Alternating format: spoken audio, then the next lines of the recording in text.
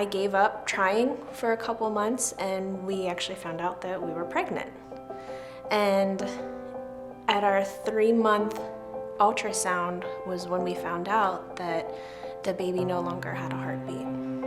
I remember I called up a girlfriend and I was crying to her about just everything, the loss and wanting so much to become a mother and wanting to get pregnant again. And she mentioned to me, "Oh, have you heard about this Ava bracelet?"